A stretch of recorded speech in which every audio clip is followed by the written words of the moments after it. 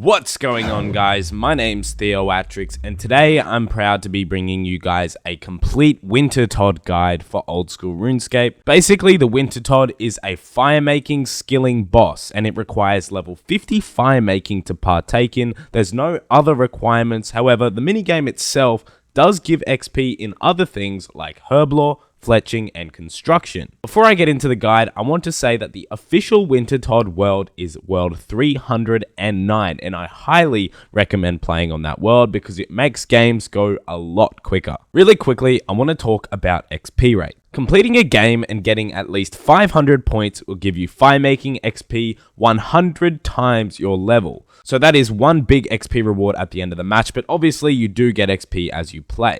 This XP reward is vital for increasing your XP per hour, so it is pretty important to get that 500 points. In terms of actual XP rates, doing the boss, you can actually get more XP per hour if you have a higher fire-making level. At level 50 fire-making, you can probably expect about 150k fire-making XP per hour, which is insanely quick. But then at level 90 to 99 fire-making, you can get yourself over 300k per hour. Now for the items needed. A very important factor of the Wintertodt is to bring warm clothing. There is a lot of warm clothing in the game, so I'm not going to go through all of them, but I am going to put them on the screen right now. Pause the video if you want to have a read, but personally, the easiest ones to get are the Clue Hunter outfit, which is completely free, and you just have to dig in a few places across the map. Along with your warm clothing, you should bring your best woodcutting axe, because better axes actually chop the roots faster in the Wintertodt.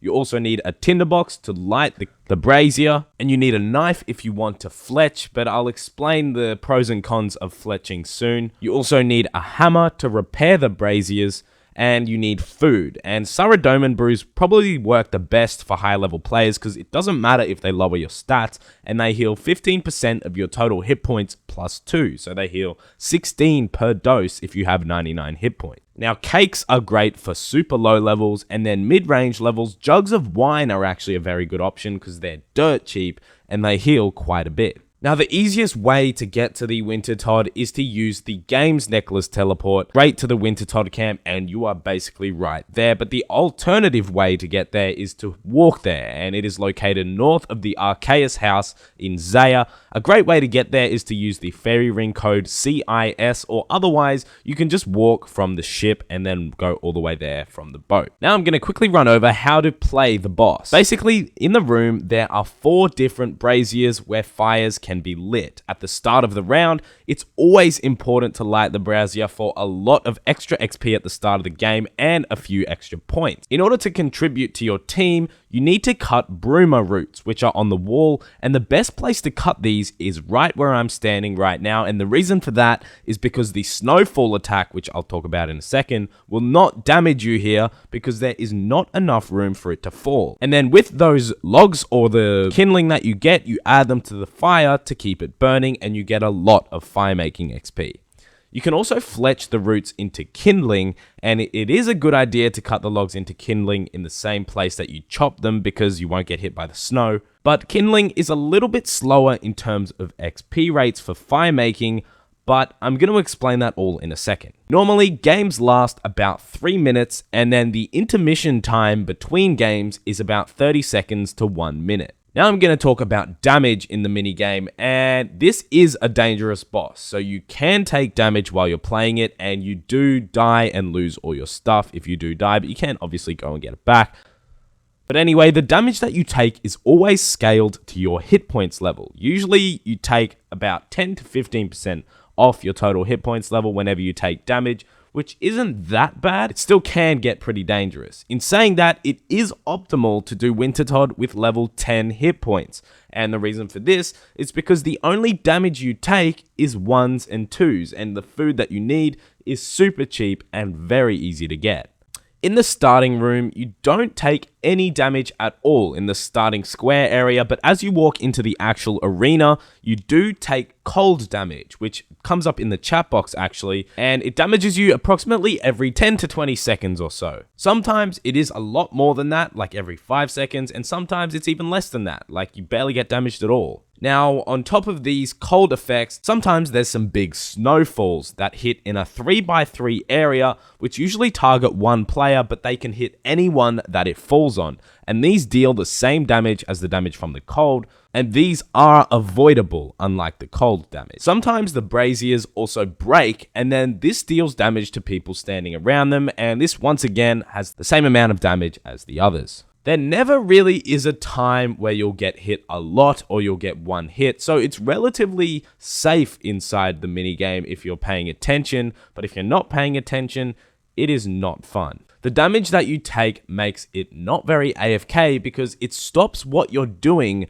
when you take damage. So if you AFK while you're fletching kindling or if you're adding to the fire, you'll just stop and you won't get any points or XP. In saying that, you can AFK while you're chopping the broomer tree. While you cut the tree, if you take any damage at all, you won't stop cutting. You'll just keep on going. Now, I'm really going to talk about the interface. In the top left, there's a couple of icons, and basically there's four main ones. There's an unlit fire, which means it's not lit, the brazier. There's a lit one, which obviously means it's been lit. Then there's a crafting icon, and that means that the brazier has damaged and you need to repair it, but usually on World 309 it gets repaired in a split second, but you can still repair it while other people are repairing it. And then there's also a red magic hat, and that means that the pyromancer at that brazier has died and needs to be healed. And that leads me on to my next point, healing the pyromancer. And to heal him, only one person needs to actually heal him. Basically, all you need to do is use a rejuvenation potion on him, and to make a potion, you need to take an unfinished rejuvenation potion from the crates in the starting room.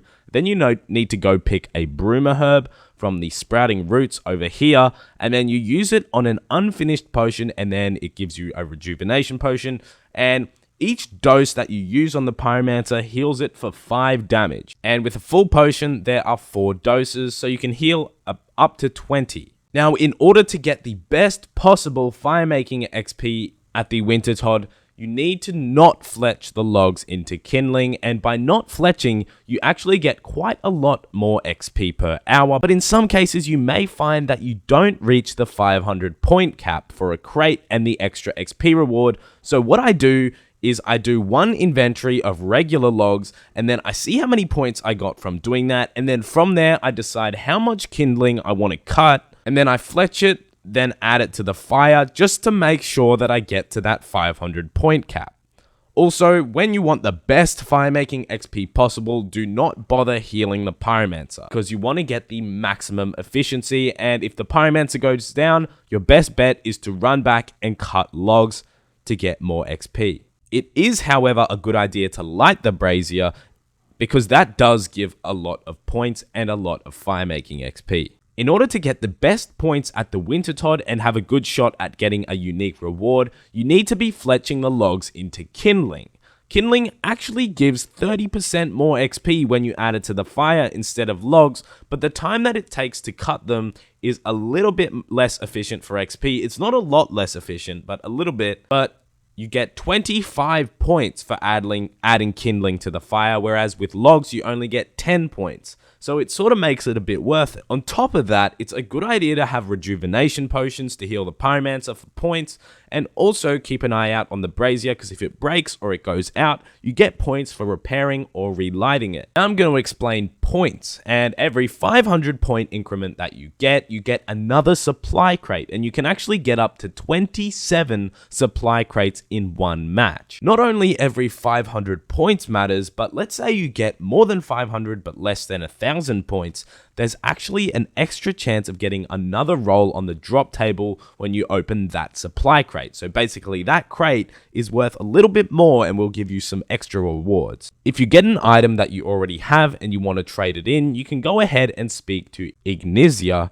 and she will exchange that reward for another regular supply crate. In terms of points that you get while doing the minigame, you get 10 points for putting a normal broomer log on the fire, you get 25 points for using kindling, you get 25 points for repairing or relighting the brazier, and you get 30 points for healing the pyromancer. Now I'm briefly going to brush over rewards. There is a 1 in 10,000 chance to get a dragon axe from a crate. There is a 1 in 5,000 for a phoenix, which means the dragon axe is actually rarer than getting a phoenix. There's a 1 in 1,000 for getting a tome of fire, which is a pretty expensive reward, so that's a pretty good one. And to get any piece of the pyromancer outfit, including the gloves, the torch, the body, the legs, any piece, it is 1 in 150. Now, on top of these unique rewards, you can get a lot of supplies like logs, gems, ores, herbs, seeds, and even raw fish. And you can also get coins and a few other random items like burnt pages, which are pretty good money, and dynamite. And skills actually determine how many of these items you get. Before the update, anyone could get any drop at all. So level 3s with really low stats would get things like magic seeds, but after the update, supplies like the logs and the gems are dependent on your skill levels. So for example, a player with a higher mining level has a better chance at getting a higher level ore.